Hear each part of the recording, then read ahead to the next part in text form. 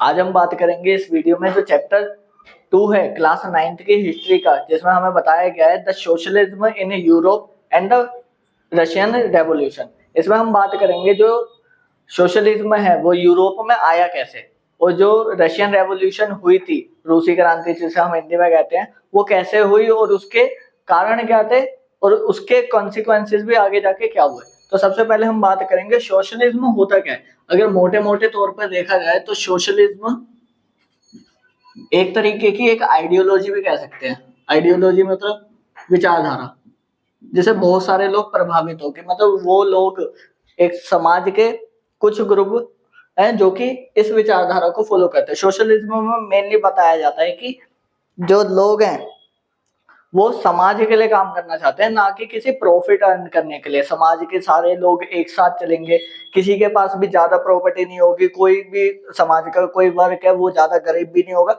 सबको साथ लेके चलेंगे। समाजवादियों की ये विचारधारा रही है, और ये कहीं ना कहीं है ना अगेंस्ट में रहता है किसके, ये रहता है कैपिटलिस्ट के।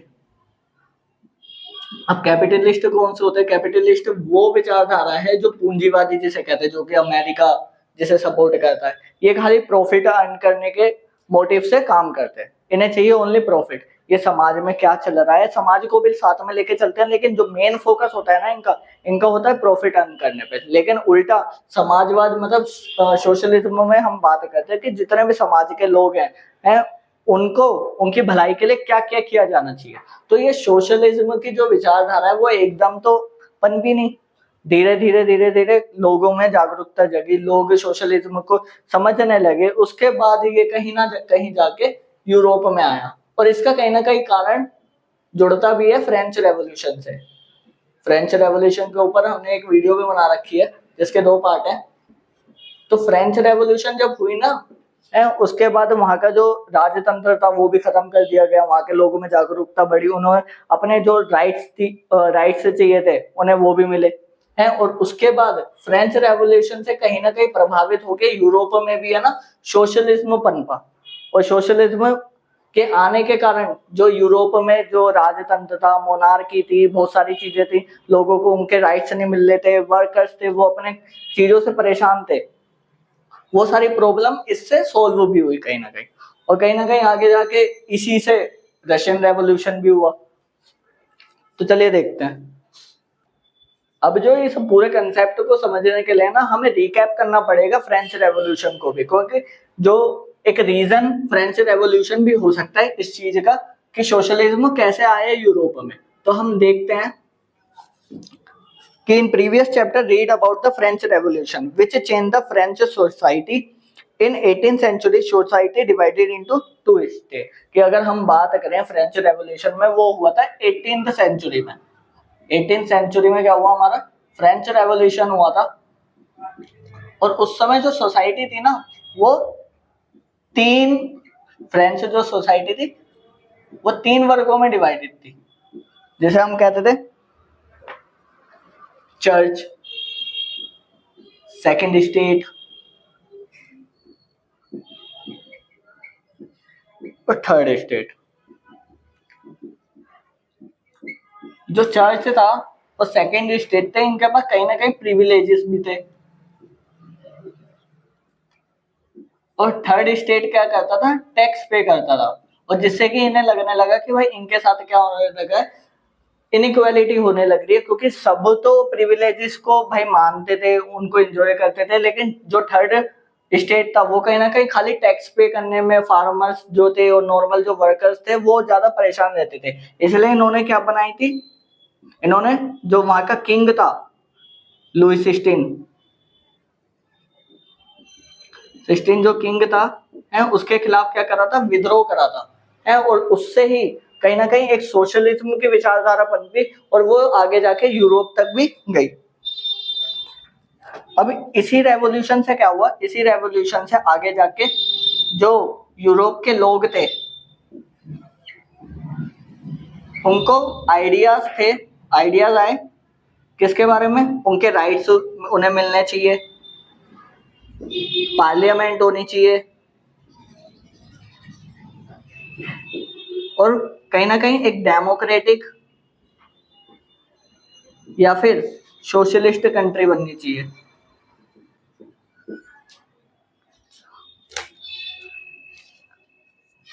तो ये तो जो प्रीवियस चैप्टर था उसका ब्रीफ था, और इसी से आगे जाके हम इसे कनेक्ट करेंगे जो सोशलिज्म है वो यूरोप में आया कैसे।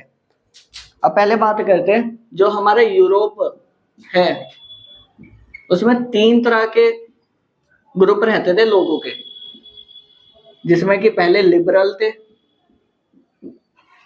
दूसरे रेडिकल्स थे, और तीसरे कंजर्वेटिव थे।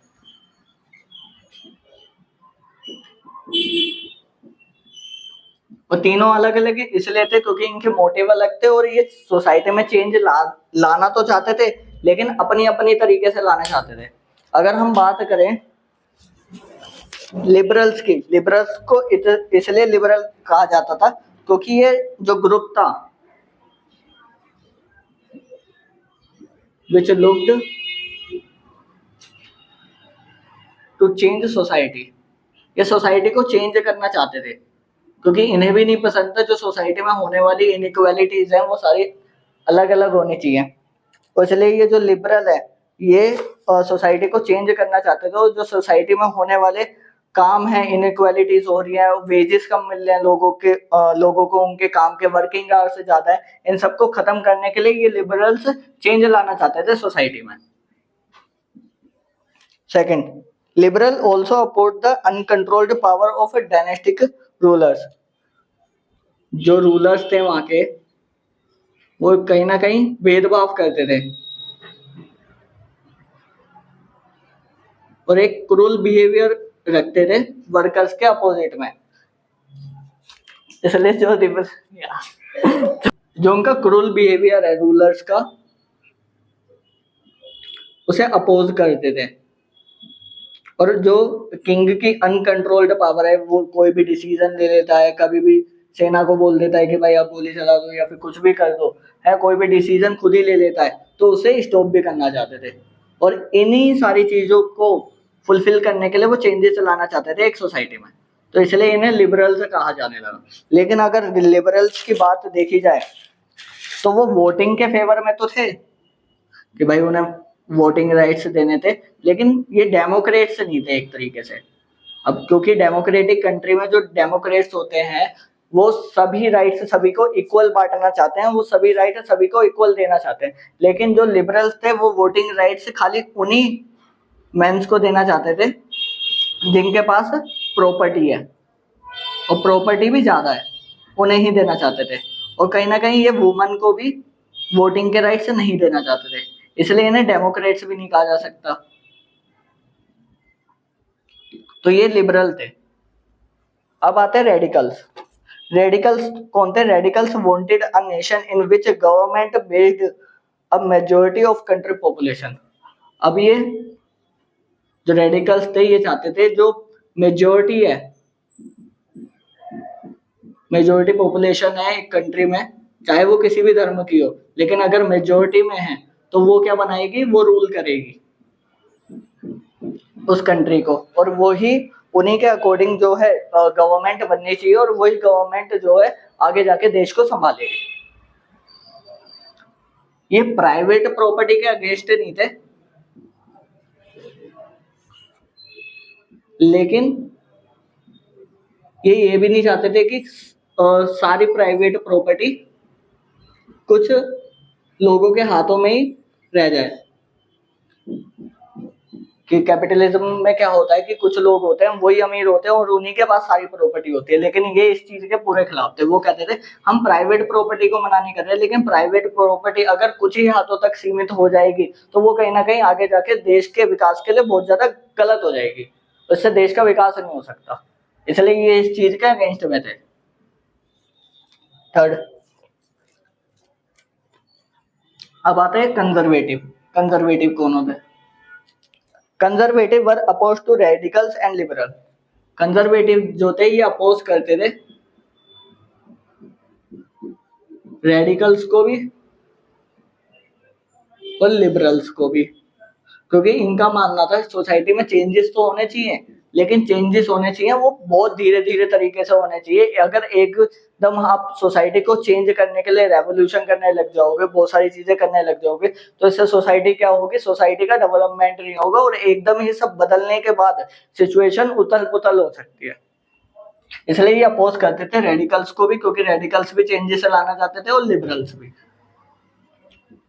अगर हम 18th सेंचुरी की बात करें तो 18th सेंचुरी से पहले जो कंजर्वेटिव थे, बिफोर 18th सेंचुरी जो कंजर्वेटिव थे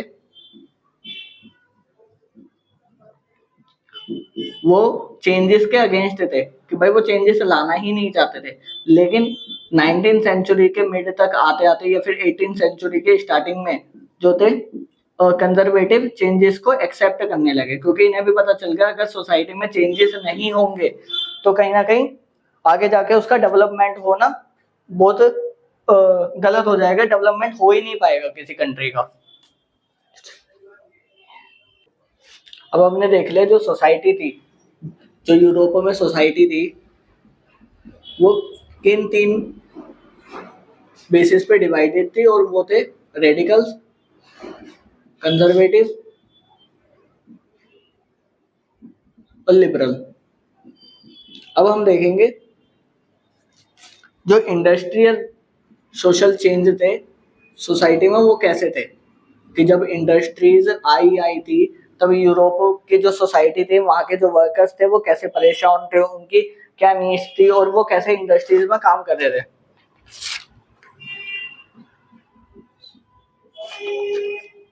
सोसाइटी एंड सोशल चेंज।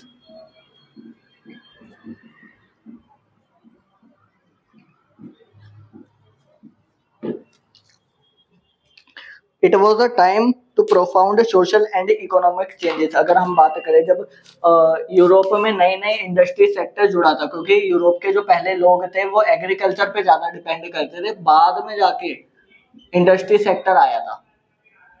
अब एग्रीकल्चर जो सेक्टर था उससे लोग शिफ्ट होके इंडस्ट्री सेक्टर पे जा चुके थे। लेकिन वहां की कुछ कमियां ये थी कि जब इंडस्ट्री सेक्टर जुड़ा और रेल भी एक्सपेंड हुई थी उस टाइम। इंडस्ट्री सेक्टर जब बना और साथ में रेल भी एक्सटेंड हुई, तब वहाँ के जो लोग थे, लोग में कौन कौन, जो वहाँ के मैन थे, वुमन थी और चिल्ड्रन थे, वो कहाँ पे वर्क करते थे, फैक्ट्रीज में जाने लगे और फैक्ट्री में वर्क करने लगे।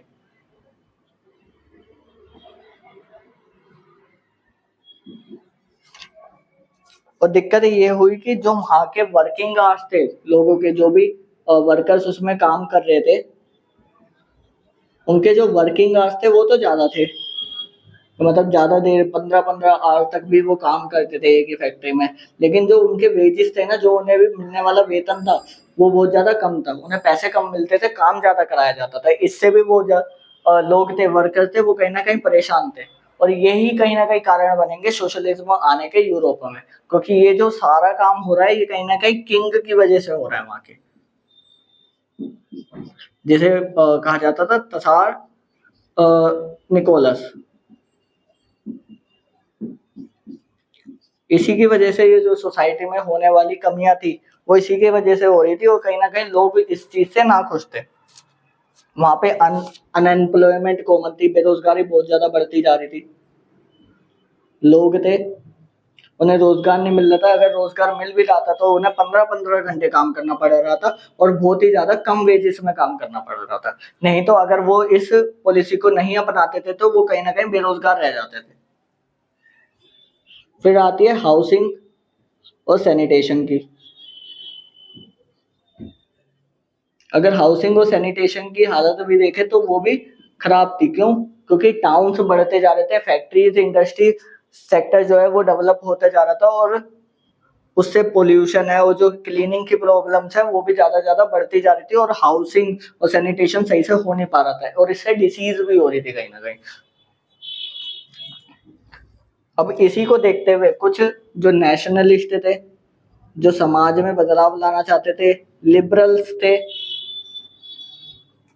वो वर्कर के साथ मिल गए और उन्होंने रेवोल्यूशन के साथ सोसाइटी में चेंजेस लाने का तय करा।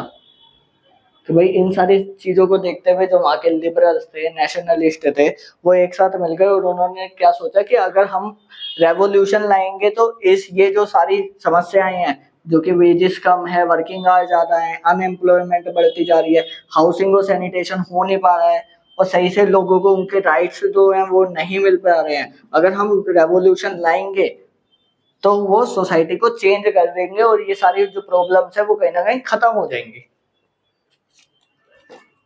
अब बात करते हैं सोशलिज्म इन यूरोप की, कि यूरोप में अब सोशलिज्म कैसे आया। अब हमने ये देख लिया कि जो सोसाइटी है वो कैसे डिवाइड थी और इंडस्ट्रियल जो सोशल चेंजेस थे उनमें क्या लाने की जरूरत थी, क्या चेंजेस आने चाहिए थे, और इंडस्ट्री सेक्टर से जो वर्कर्स थे वो कैसे कैसे परेशान थे। अब हम देखते हैं कि भाई सोशलिज्म जब लाना है यूरोप में तो वो सोशलिज्म में क्या क्या पॉलिसी होनी चाहिए। तो इसको लेके जो सोशलिस्ट जो फेवर करते हैं सोशलिज्म को है, वह लोग उन्होंने कुछ कुछ आइडिया हमारे सामने रखे, यूरोप की जो सोसाइटी है उनके सामने रखे और सोशलिज्म लाने का तय करा। जैसे कि सोशलिस्ट जो मेनली होते हैं ना, वो प्राइवेट जो प्रॉपर्टी होती है उसके अगेंस्ट होते हैं, कि भाई वो प्राइवेट प्रॉपर्टी को कभी सपोर्ट ही नहीं करते। वो चाहते हैं कि जो भी प्रॉपर्टी है वो पूरे समाज के लिए हो जाए और इक्वली डिस्ट्रीब्यूट हो जाए उनके बीच। अगर इक्वली डिस्ट्रीब्यूट होगी तो समाज में जो छोटे वर्ग हैं और जो अपर वर्ग है वो ज्यादा एक इक्वल सिचुएशन पे आ जाएंगे और उनका विकास साथ के साथ होगा। लेकिन अगर कैपिटलिस्ट की बात करें तो वो प्रॉफिट को देखते हुए वहां पर एक वर्ग तो इतना अमीर हो जाता है जिसके पास पैसा ही पैसा, प्रॉपर्टी ही प्रॉपर्टी होती है, लेकिन एक वर्ग ऐसा गरीब हो जाता है जिसके पास खाने के लिए भी पैसे नहीं होते। इसी का कौन फेवर नहीं करते थे? सोशलिस्ट इसका फेवर नहीं करते थे। साथ में वो एम्प्लॉयमेंट लाना चाहते थे, क्योंकि जो यहाँ पे मेन जो समस्या थी वो अनएम्प्लॉयमेंट थी। तो वो चाहते थे कि भाई लोगों को एम्प्लॉयमेंट मिले, वो फेवर करते थे एम्प्लॉयमेंट का। साथ में सोशलिस्ट फेवर करते थे कि जो कलेक्टिव सोशल इंटरेस्ट है, कलेक्टिव सोशल इंटरेस्ट का मतलब जो सोसाइटी में जो लोग हैं वो क्या चाह रहे हैं उन चीजों को फुलफिल किया जाए, ना कि जो किंग और गवर्नमेंट चाह रही है उन चीजों को। तो ये कलेक्टिव सोशल इंटरेस्ट, जो ज्यादा से ज्यादा लोग क्या करना चाहते हैं, उनकी नीड्स को फुलफिल करना चाहते थे। तो ये जो तीनों के ऊपर जो काम करना चाहते थे वो सोशलिज्म के द्वारा ही हो सकता था और इसे फेवर करते थे हमारे सोशलिस्ट। अब कुछ सोशलिस्ट में कुछ के नाम है, जैसे कि Robert Owen and Louis Blanc. अब ये दो सोशलिस्ट है जो कि बात करते हैं कि हमें सोशलिज्म लाना कैसे चाहिए। इनके अनुसार होनी चाहिए थी एक कोऑपरेटिव कम्युनिटी। अब कोऑपरेटिव कम्युनिटी का मतलब है कि एक लोगों की जो वर्कर्स हैं या फिर जो वहाँ के पीपल हैं उनकी एक एसोसिएशन बना देनी चाहिए। एसोसिएशन कैसी? कि जिसमें बहुत सारे लोग एक साथ काम करें। अब वो एसोसिएशन में जो लोग हैं वो काम साथ में करेंगे, वर्क टुगेदर। अब जब लोग साथ में काम कर रहे हैं तो वो साथ में ज्यादा काम कर पाएंगे और अच्छे से काम कर पाएंगे, और जिससे क्या होगा, प्रोडक्ट ज्यादा बनेगा और उनका प्रॉफिट भी ज्यादा होगा। और प्रॉफिट उनके बीच डिवाइड भी हो जाना चाहिए। Profit will divide among themselves, कि उन लोगों के बीच जो प्रॉफिट है वो डिवाइड भी हो जाना चाहिए। तो ऐसी एसोसिएशन बना के हम सोशलिज्म को सपोर्ट कर सकते हैं और सोसाइटी में एक काम अच्छे से हो सकता है। अब आगे मार्क्स, कार्ल मार्क्स जिन्हें कहा जाता था, कार्ल मार्क्स भी सोशलिज्म को सपोर्ट करते हैं। बाद में इनका मार्क्सिज्म भी बना, इन्होंने सोशलिज्म से हटकर मार्क्सिज्म करा। और कहीं ना कहीं सोशलिज्म और मार्क्सिज्म सेम सेम है, लेकिन थोड़ी आइडियोलॉजी में फर्क बैठ जाता है। कार्ल मार्क्स के अनुसार जो कैपिटलिस्ट थे वो प्रॉफिट अर्न करते हैं वर्कर्स के थ्रू। अगर कोई कैपिटलिस्ट है या फिर कोई भी सोसाइटी में एक पर्सन है जिसके पास काफी अच्छी प्रॉपर्टी है और वो एक फैक्ट्री चला रहा है, वो फैक्ट्री में जो काम कर रहे हैं वो तो वर्कर्स ही हैं और उन वर्कर्स से ही वो क्या अर्न कर रहा है, पैसे अर्न कर रहा है। और तभी उसके पास ज्यादा प्रॉपर्टी है। तो कार्ल मार्क्स का मानना था कि हम अगर वर्कर्स को ही सपोर्ट करेंगे हैं और वर्कर्स के एसोसिएशन को सपोर्ट करेंगे तो हमें प्रॉफिट होना ही ज्यादा है और हमें इन्हीं के फेवर में, वर्कर के फेवर में ही काम करना चाहिए। और इससे क्या हो जाएगा, जब हम वर्कर्स को ज्यादा प्रमोट करेंगे तो कैपिटलिज्म है वो कहीं ना कहीं खत्म हो जाएगा और सोशलिज्म की स्थापना हो जाएगी। वो ऐसे फेवर करना चाहते थे। तो ऐसे ही अलग अलग जो सोशलिस्ट थे वो सामने आए, उन्होंने अपने अपने आइडियाज दिए और उन्होंने बताया कि सोशलिज्म को यूरोप में लाया कैसे जा सकता है।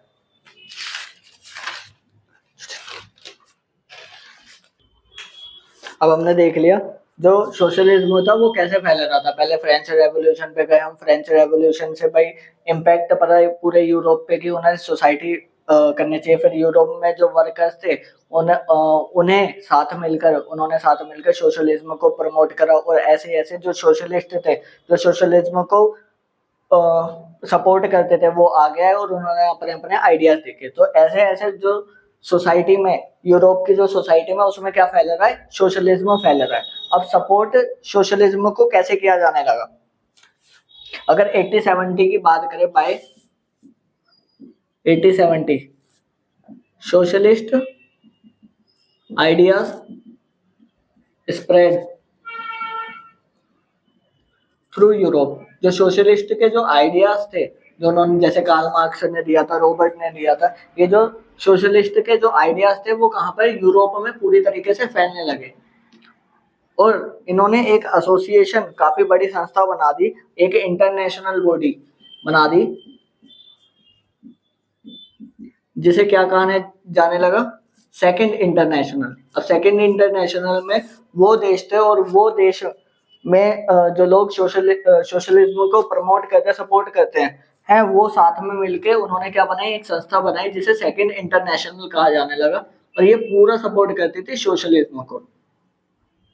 ऐसे ऐसे पूरे यूरोप में धीरे धीरे करके सोशलिज्म एक समय पे फैलता चला गया और सबके अंदर सोशलिज्म, समाजवाद को लाने की एक भावना जागरूक होने लगी। अगर हम इंग्लैंड की बात करें और जर्मनी की बात करें, ये दोनों कंट्रीज भी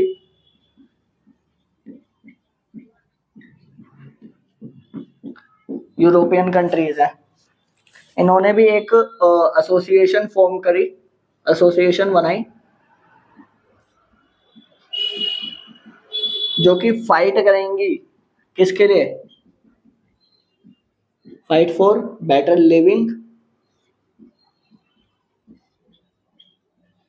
कि भाई उन्हें जो भी चीजें, जो एसेंशियल गुड्स हैं वो समय पे मिल जानी चाहिए और जो भी प्रॉपर्टी के जो राइट्स हैं उन्हें मिलने चाहिए और जो भी लीगल राइट्स हैं वो भी सभी लोगों को मिल जाने चाहिए। इसलिए वो फाइट करते। साथ में उनकी जो वर्किंग कंडीशन थी, जैसे कि हमने देखा कि उनसे 15 घंटे तो काम करा लिया जाता था, लेकिन उन्हें जो वेजेस दिए जाते थे वो उनके वर्क के अकॉर्डिंग बहुत ज्यादा कम थे। तो उसमें वर्किंग कंडीशंस में भी वो सुधार लाना चाहते थे, इसलिए उन्होंने फाइट करना चाहते थे और इसलिए उन्होंने क्या बनाई, एसोसिएशन बनाने लगे इंग्लैंड और जर्मनी में भी। साथ ही साथ वो क्या करते थे, दे सेटअप फंड्स, वो फंड सेटअप करते थे कि भाई लोगों से पैसे इकट्ठे करते थे और एक फंड जमा कर रखा था जो कि उन्हें हेल्प करेगा किस टाइम पे, डिस्ट्रेस या फिर जब उनके पास काम नहीं होगा तब उन्हें जो सपोर्ट करेगा, इसलिए वो फंड भी इकट्ठा करते थे। कौन, इंग्लैंड और जर्मनी की ये जो एसोसिएशन जो बनाई गई थी। In Germany these association work closely with SPD, social democratic party, and help it to win parliament seat. अब जो जर्मनी में जो ये एसोसिएशन थी जो वर्कर्स के लिए और सोशलिज्म को प्रमोट करने के लिए जो आगे आई थी, इन्होंने किसके साथ वर्क करना चालू कर दिया, सोशल डेमोक्रेटिक पार्टी के साथ। क्यों? क्योंकि जो सोशल डेमोक्रेटिक के पार्टी के साथ अगर ये काम करेंगी और इन्होंने अगर पार्लियामेंट में जो सीट है वो जीत ली तो कहीं ना कहीं सोशलिज्म की स्थापना हो जाएगी जर्मनी में और जिसकी पार्लियामेंट होगी, जिसकी गवर्नमेंट होगी, वो अपनी विचारधारा प्रमोट करेगी और कहीं ना कहीं इस एसोसिएशन के लिए और वहाँ के लोगों के लिए भी एक सोशल चेंजेस आने लगेंगे और जो कि डेवलपमेंट का सोर्स हो सकता है। आगे जाकर 1905 तक की बात करें तो सोशलिस्ट जो थे उन्होंने क्या बना दिया था, सोशलिस्ट ने दो पार्टीज बना दी थी जिन्हें क्या कहा जाता था, लेबर पार्टी। ब्रिटेन में अगर देखें तो एक लेबर पार्टी बन चुकी थी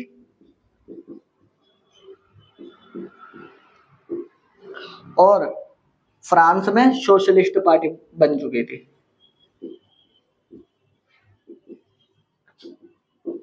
देखिए पहले सोशलिस्ट जो आइडियाज थे वो हमारे सामने आए, उसके बाद जो सेकंड इंटरनेशनल एक बॉडी बन गई थी अलग अलग देशों में ने मिलकर साथ में आके एक इंटरनेशनल बॉडी बना दी थी जो कि सोशलिज्म को सपोर्ट करती थी, वो सामने आई। फिर इंग्लैंड और जर्मनी जैसे देशों में अलग अलग एसोसिएशन बनने लगी, एसोसिएशन के साथ भी देने लगी सोशल डेमोक्रेटिक पार्टीज, मतलब ऐसी पार्टी जो कि सोसाइटी को प्रमोट करती है, सोशल चेंजेस को प्रमोट करती है। और आगे जाके अलग अलग कंट्री में ब्रिटेन, फ्रांस, जर्मनी और इंग्लैंड अलग अलग देशों में क्या होने लगा, अलग अलग पार्टी बनने लगी, जैसे लेबर पार्टी बनी, सोशलिस्ट पार्टी बनी।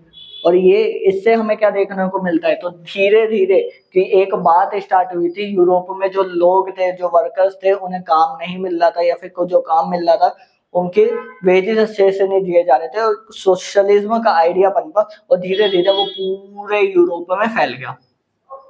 तो यही बात की जाती है कि socialism in Europe, socialism Europe में ऐसे आया कि भाई छोटी सी विपदा आई थी और धीरे धीरे धीरे धीरे उसे सॉल्व करने के लिए चक्कर में, अपने राइट्स को लाने के चक्कर में वो धीरे धीरे पूरे यूरोप में फैलता चला गया।